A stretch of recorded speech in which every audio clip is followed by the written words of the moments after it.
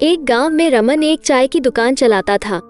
रमन एक सफल दुकानदार होने के साथ साथ एक घमंडी इंसान भी था। उसकी दुकान में जो भी लोग चाय पीने आते थे, वे लोग रमन को कुछ खास पसंद नहीं करते थे। वहीं एक भिखारी रमन की दुकान के सामने ही बैठा करता था। रमन को ये बात अच्छी नहीं लगती थी।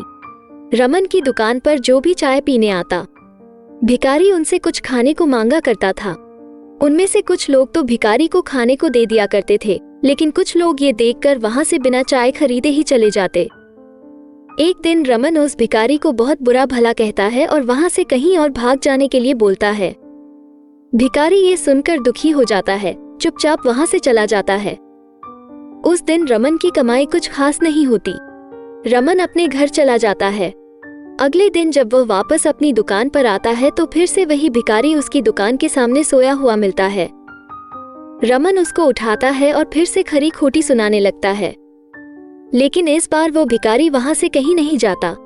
रमन अपने रोज के काम में लग जाता है, लेकिन वो मन ही मन चाह रहा था कि ये भिखारी यहाँ से कहीं दूर चला जाए, जिससे उसकी दुकान पर आने वाले ग्राहक भिखारी की वजह से वापस न लौटे। अब कुछ दिन तक ऐसे ही चलता रहा। एक दिन एक ग्राहक रमन को समझाते हुए कहता है, वो भिखारी अपनी भूख के कारण लोगों को परेशान करता है। अगर तुम उसको सुबह ही कुछ खाने को दे दोगे तो शायद वो कहीं इधर उधर जाकर बैठ जाएगा और किसी भी ग्राहक को परेशानी नहीं होगी। रमन कहता है कि मैं अपना खाना उसे रोज फ्री में दूंगा, तो एक दिन मुझे इसके साथ ही भीख मांगनी पड़ेगी।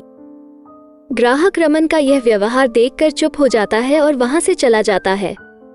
घर जाकर रमन ये बात अपनी बीवी को बताता है कि कैसे वो अपनी दुकान के बाहर वाले भिखारी से परेशान है। उसकी बीवी भी रमन को वही सलाह देती है कि वो भिखारी को सुबह ही कुछ खाने को दे दिया करे तो ग्राहकों को कोई परेशानी नहीं होगी। रमन सोचता है कि ऐसा करके देख लेते हैं। अगले दिन रमन उस भिखारी को खाना देता है और रोज की तरह अपने काम में लग जाता है।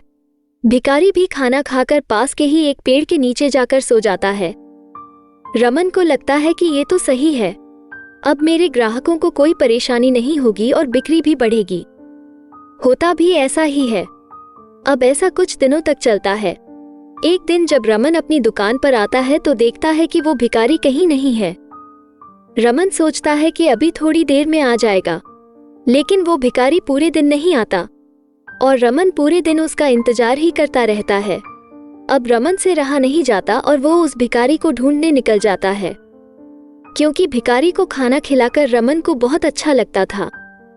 अब रमन भिखारी को खाना खिलाए बिना अपने अंदर काफी बेचैनी महसूस कर रहा था। वो गांव के कई लोगों से पूछता है, लेकिन किसी को उस भिखारी के बारे में कुछ नहीं पता।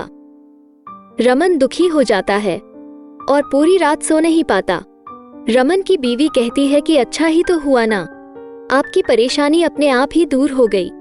लेकिन रमन चुप रहता है और बस सोचता रहता है और अगले दिन अपनी दुकान पर जाने के लिए घर से जाने लगता है।